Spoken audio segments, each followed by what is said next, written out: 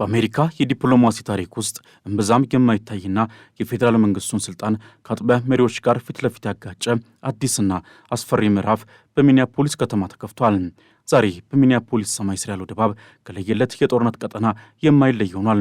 በአንድ በኩል የሕግ የበላይነትን አስከብራለሁ የሚለው የዶናልድ ትራምፕ ብረት ለበስ አስተዳደር፣ በሌላ በኩል ደግሞ የዜጎችን ደህንነት አሳልፌ አልሰጥም በማለት የቆረጠው ከንቲባ ጃኮብ ፍሬ ይገኛሉ።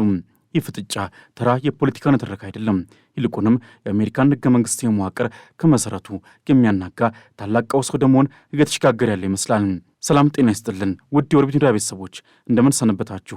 በዛሬው ዝግጅታችን በዶናልድ ትራምፕና በፓርቲያቸው ሪፐብሊካን አባላት መካከል የተፈጠረውን ጉልህ የሀሳብ ቅራኔና ልዩነት እንዲሁም ክስተቱ በቀጣይ በአሜሪካውያንና በአሜሪካ በሚኖሩ ዜጎች ላይ የደቀነውን ስጋት ሮይተርስ፣ ሲቢኤስ ኒውስ እንዲሁም ኒውስዊክ ካሉ የተለያዩ ምንጮች ያሰባሰብናቸው መረጃዎች ተንተርሰን በሰፊው እንዳሳለን። እስከ ዝግጅታችን ፍጻሜ ድረስ አብራችሁን ቆዩም።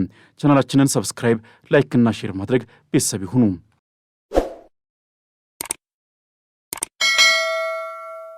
ትዕይንቱ የተጀመረው የአሜሪካ ዜግነት ያላቸው ሁለት ንጹሐን ሰዎች በፌዴራል ወኪሎች እጅ መገደላቸውን ተከትሎ ነው።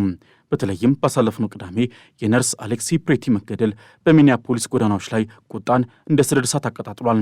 የትራምፕ አስተዳደር ባለሥልጣናት መጀመሪያ ላይ ፕሬቲ ወኪሎቻችንን ለመግደል ሽጉጥ ይዞ ነበር ቢሉም የሮይተርስ የቪዲዮ ማስረጃዎች ግን እውነታውን ላለም አጋልጠዋል። ፕሬቲ በእጁ ይዞ የነበረው ስልክ ብቻ ነበር። በጸጥታ ኃይሎች ቁጥጥር ስር ውሎ መሬት ላይ ተኝቶ ያለ በጀርባው በኩል በተተኮሰበት ጥይት ሕይወቱ ማለፉ የታሪክ ትልቁ አሳፋሪ ክስተት ሆኖ ተመዝግቧል። ይህ አሰቃቂ ግድያና ከጥቂት ሳምንታት በፊት የሬን ጉድ በተመሳሳይ ሁኔታ መገደል ትራምፕን ከመቼውም ጊዜ በላይ በሕዝብና በፖለቲከኞች ዘንድ ለከፋ ትችት ዳርጓቸዋል። ሁልጊዜም ከፕሬዚዳንቱ ጎን የሚቆሙት ሪፐብሊካን የኮንግረስ አባላት ሳይቀሩ ዛሬ ፊታቸውን አዙረው ገለልተኛ ምርመራ እንዲደረግ መጠየቅ ጀምረዋል። የትራምፕ የስደት ፖሊሲ ቀራጭ የሆኑት ስቲቨን ሚለር እንኳ ወኪሎቹ የሕግ አሰራሩን ሳይከተሉ ቀርተው ሊሆን እንደሚችል በመግለጽ ወደ ኋላ ማፈግፈግ ጀምረዋል።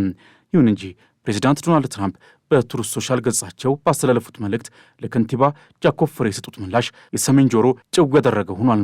ከንቲባው በሰዓት እየተጫወተ ነው፣ ሂኢዝ ፕሌይንግ ዊዝ ፋይር በማለትም ዝተዋል።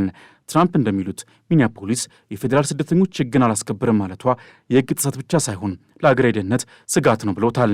ትራምፕ ሁኔታውን እናራግባለን ቢሉም በተግባር ግን የድንበር ዛር ተብሎ የሚጠራውን ቶም ሆማንን ወደ ከተማዋ በመላክ ጥብቅ እርምጃ እንዲወስድ ትእዛዝ ሰጥተውታል።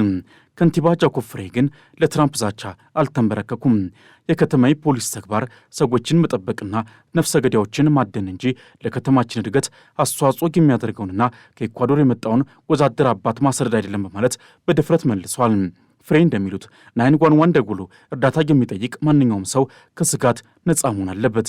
የትራምፕ አስተዳደር በከተማ ላይ ከፈተው ኦፕሬሽን ሜትሮ ሰርጅ የተባለው ዘመቻ ማህበረሰቡን እያሸበርና የመተማመን መንፈስን እያጠፋ መሆኑን ከንቲባው ለዓለም አሳውቀዋል።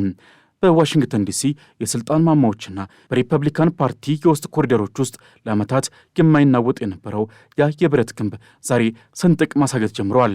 ዛሬ የምንመለከተው ታሪክ የአንድን ፕሬዚዳንት የፖለቲካ ሕልውና ብቻ ሳይሆን አሜሪካንን ለሁለት ከፍሎ የቆየው የሪፐብሊካን ጽኑ አንድነት እንዴት በአንድ አሰቃቂ ግድያ ምክንያት እየተናደ ስለመሆኑ ነው። ዶናልድ ትራምፕ ሁለተኛው የሥልጣን ዘመናቸውን በከፍተኛ ድል ቢጀምሩም ዛሬ ግን በገዛ ወዳጆቻቸውና በታማኝ የፓርቲያቸው አባላት ዘንድ ቀይ ካርድ እየተመዘባቸው ይገኛል። በሚኒያፖሊስ ጎዳናዎች ላይ ፈሰሰው የንጹሐን ዜጎች ደምም ዛሬ የዋይት ሀውስን ግድግዳዎች አልፎ በኮንግረስ አዳራሾች ውስጥ እንደ ነጎድጓድ እየጮኸ ነው። የሪፐብሊካን ፓርቲ አባላት ለትራምፕ ያላቸው ታማኝነት ሁልጊዜም እንደ አለት የጸና ነበር። ይሁን እንጂ ባሳለፍነው ቅዳሜ የ37 ዓመቱ ነርስ አሌክስ ፕሬቲ በፌዴራል ወኪሎች ጥይት መረሸኑም ያንን ታማኝነት ወደ ለየለት ጥርጣሬ ቀይሮታል። አሌክስ ፕሬቲ ተራ ስደተኛ አልነበረም።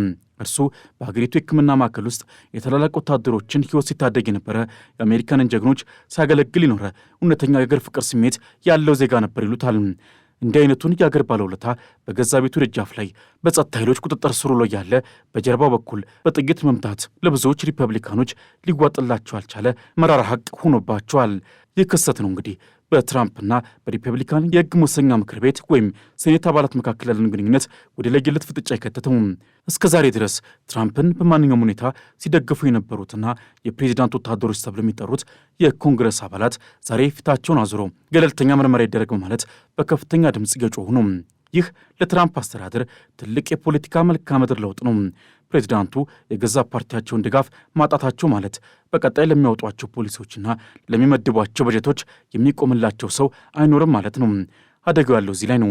ትራምፕ የሪፐብሊካን ድጋፍ ካጡ የጀመሩት ግዙፍ የስደተኞች ማፈናቀል ዘመቻ ወይም ማስ ዲፖርቴሽን ለአደጋ ይጋለጣል።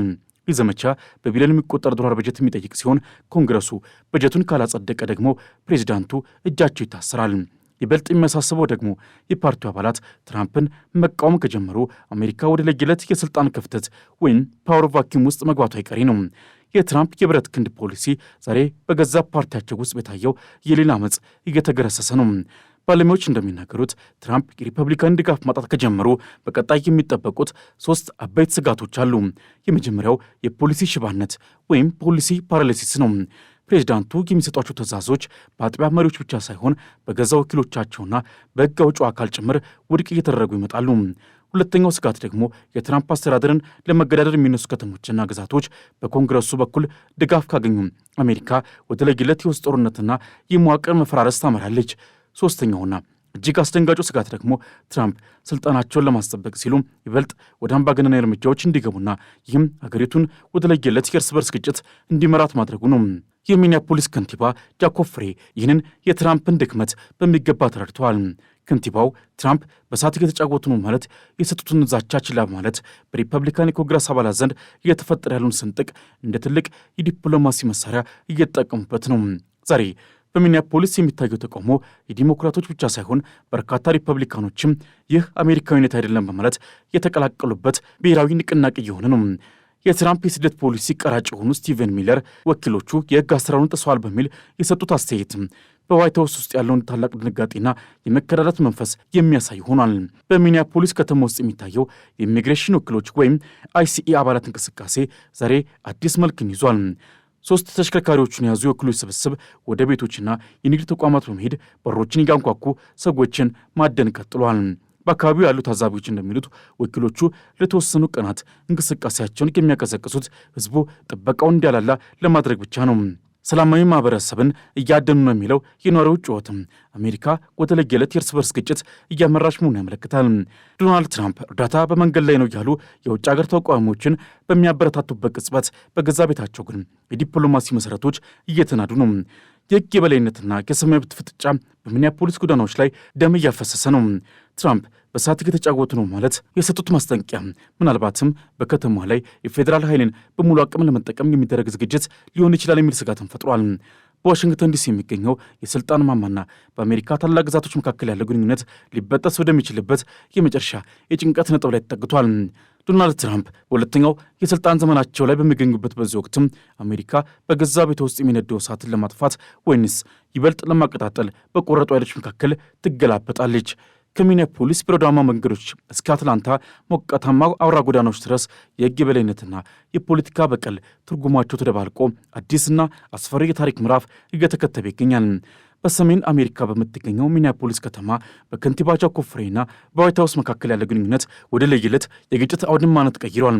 ትራምፕ ከከንቲባው ጋር ቆንጆ ውይይት አድርገናል ብለው በጠረጴዛ ዙሪያ ቢመክሩም ከውይይቱ ማግስት ግን በሁለቱ መሪዎች መካከል የጥይት ናዳ የሚያክል የቃላት ጦርነት ተከፍቷል። ጃኮብ ፍሬ ሚኒያፖሊስ የፌዴራል ስደተኞች ሕግን አታስከብርም በማለት ባስተላለፉት የድፍረት መልእክትም በትራምፕ ዘንድ በእሳት እየተጫወቱ ነው የሚል ከባድ ማስጠንቀቂያን አስከትሎባቸዋል። ይህ ፍጥጫ ተራ የፖለቲካ ንትርክ አይደለም። ይልቁንም የአሜሪካ ከተሞች ለፌዴራል ትዕዛዝ አንገዛም በማለት የጀመሩት የታሪክ ትልቁ የአመፅ ምልክት ነው። ከንቲባ ፍሬ እንደሚሉት የፖሊስ ተግባር ሕዝብን መጠበቅና ነፍሰ ገዳዮችን ማደን እንጂ ለከተማቸው እድገት አስተዋጽኦ የሚያደርጉትን ዜጎች ማሳደድ አይደለም። የአቋማቸው የትራምፕን የድንበር ዘበኛ ቶም ሆማንን ክፉኛ ያስቆጣ እርምጃ ሆኗል። ኦፕሬሽን ሜትሮ ሰርጅ የተሰኘውና ስደተኞችን በጅምላ ለማደን የታቀደው ዘመቻ በሚኒያፖሊስ ማህበረሰብ ውስጥ የፍርሃትና የመከፋፈል መርዝን እየረጨ ነው የሚለው የከንቲባው ጩኸት በዋሽንግተን በኩል ግን ሕግን የመጣስ ወንጀል ተደርጎ ተወስዷል። አሜሪካ ዛሬ በራሷ ፖሊሶችና በፌዴራል ወኪሎች መካከል በሚታይ የመተማመን ቀውስ ውስጥ እየታመሰች ትገኛለች። ይህ በእንዲህ እንዳለ በደቡባዊቷ የጆርጂያ ግዛት ሌላኛው አስደንጋጭ ትዕይንት ተከናውኗል። የፌዴራል ምርመራ ቢሮ ኤፍቢአይ በአትላንታ የሚገኘውን የፋልተን ካውንቲ የምርጫ ማዕከል በድንገት ወሯል። ይህ ወረራ በ2020 ምርጫ ወቅት ማጭበርበር ተፈጽሟል የሚለውን የትራምፕን የቆየ ክስ መነሻ ያደረገ ቢሆንም በውስጡ የያዘው መልእክት ግን እጅግ ጥልቅ ነው።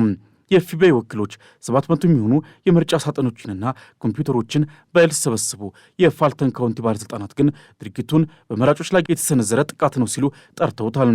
ኮሚሽነር ሞ አይቮሪ በከፍተኛ ቁጣ ሆነው ትራምፕ ትርምስ ለመፍጠር እየጣሩ ነው በማለት የሰጡት ምስክርነትም አሜሪካ ወደ ለየለት የፖለቲካ በቀል እየገባች መሆኑን ያረጋገጠ ክስተት ሆኗል። የሚገርመውና ዓለምን ያስደነገጠው ነገር ግን የብሔራዊ ደህንነት ዳይሬክተሯ ቱልሲ ጋባርድ በዚህ የምርጫ ሳጥን ፍለጋ ዘመቻ ላይ በግንባር ቀደምነት መሳተፋቸው ነው። አንድ የደህንነት መሪ በሀገር ውስጥ የምርጫ ጉዳይና በሕግ ማስከበር ተግባር ላይ እንዲህ በግልጽ ጣልቃ መግባታቸው በአሜሪካ ታሪክ ታይቶ የማይታወቅና አምባገንነት የሚል ታርጋ የሚያስለጥፍ ድርጊት ተደርጎ ተወስዷል። ጋባርድ በትራምፕ የሚመራውን የበቀል ቡድን በማስተባበር የፕሬዚዳንቱን ጠላቶች ለማደን ቆርጣ የተነሳች ትመስላለች። ትራምፕ በዳቮስ ሲናገሩ ያደረጉትን ሁሉ በቅርቡ በሕግ ይጠየቃሉ ማለት የሰጡት ማስጠንቀቂያ ዛሬ በአትላንታ ጎዳናዎች ላይ ወደ ተግባር ተቀይሯል። የትራምፕ አስተዳደር በፋልተን ካውንቲ ላይ የከፈተው ጦርነት በፍርድ ቤትም ቀጥሏል። ከምርጫ አስፈጻሚዋ ጄ አሌክሳንደር እጅ 700 የድምፅ መስጫ ወረቀቶችን በኃይል ለመረከብ የሚደረገው ጥረትም በጆርጂያ ሕግና በፌዴራል ስልጣን መካከል ታላቅ ግጭትን ፈጥሯል። አሌክሳንደር ሳጥኖቹ በሕግ የታሸጉ ናቸው ብላ ብትሟገትም የትራምፕ የፍትህ ሚኒስቴር ግን የሕግ መጋረጃውን ቀዶ ለመግባት ወስኗል። ይህ ፍጥጫ ጆርጂያን ብቻ ሳይሆን እንደ ኦሬገን ያሉ ግዛቶችንም ጨምሮ መላውን አሜሪካ በምርጫ መረጃ ለውጥ ዙሪያ ወደ ለየለት ፍጥጫ ከቷቸዋል። በዋሽንግተን የሚገኘው የፍትህ ሚኒስቴር በትራምፕ ተሿሚዋ ፓም ቦንዲግ የተመራ የፕሬዚዳንቱን ተቃዋሚዎች የማደን ስራውን አጠናክሯል። ፋልተን ካውንቲን ሲከሱ የነበሩት አቃቤ ሕግ ፋኒ ዊሊስ ዛሬ ራሳቸው በትራምፕ የሕግ ጥቃትና በ6.2 ሚሊዮን ዶላር የዳኝነት ውጪ ክፍያ ተወጥረዋል። የአሜሪካ የፍትህ ስርዓት ዛሬ የአድሏዊነትና የፖለቲካ መሳሪያ መሆኑን የሚያሳዩ ምልክቶችም በየቦታው ይታያሉ።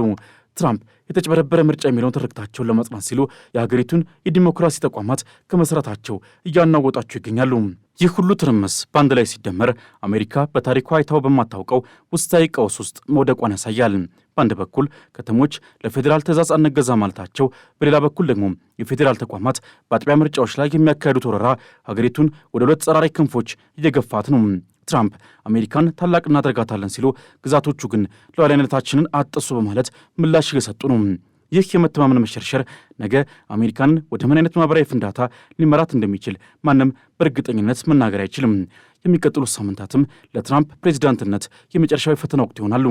ሪፐብሊካኖች ሙሉ በሙሉ ከትራምፕ ጀርባ መቆማቸውን ካቆሙ ፕሬዚዳንቱ በዋይት ሀውስ ውስጥ ብቻቸውን የቀሩ የወረቀት ላይ ነብር ይሆናሉ። ይህ ደግሞ በታሪክ ታይቶ የማይታወቅ የፖለቲካ መፈራረስን ሊያስከትል ይችላል። የታሪክ መዘውር ሲሽከረከር ዛሬ በሚኒያፖሊስ ጎዳናዎች ላይ የሚታየው ይህ ንጹሐን ደም ምናልባትም የትራምፕን አያልነት የሚቀብርና አዲሱን የአሜሪካ ፖለቲካ መልክ የሚወስን የታሪክ ተራራ ሆኖ ይወጣል። ትራምፕ የህዝብ ድጋፋቸውን እያጡ ባሉበት በዚህ ወቅትም በብረት ክንድ ለመግዛት የሚያደርጉት ጥረት አገሪቱን ወደ ለየለት መከፋፈል ይዟት ይጓዝ ይሆን ወይንስ የከንቲባ ፍሬ ጽናት ለሌሎች ከተሞችም አርአያ በመሆን የትራምፕን ፖሊሲ ይገረሳል? የታሪክ መዘጉር ሲሽከረከር ዛሬ በሚኒያፖሊስ የሚታየው ፍጥጫ ምናልባትም የአዲሱ ዓለም ስርዓት መወለጃ ወይንስ የአሮጌው አሜሪካ መፈራረሻ ሊሆን ይችላል። በቀጣይ የሚታይ ይሆናል። ለዛሬ ግን በዚሁ አበቃን። አብራችሁን ስለቆያችሁ ከልብ እናመሰግናለን። ወቅታዊ ዓለም አቀፍ መረጃዎች እንዲደርሱ ቻናላችንን ሰብስክራይብ፣ ላይክና ሼር በማድረግ ቤተሰብ ይሁኑ። በሚቀጥለው ጊዜ እስክንገናኝ ድረስ ሰናይ ጊዜ ይሁንላችሁ።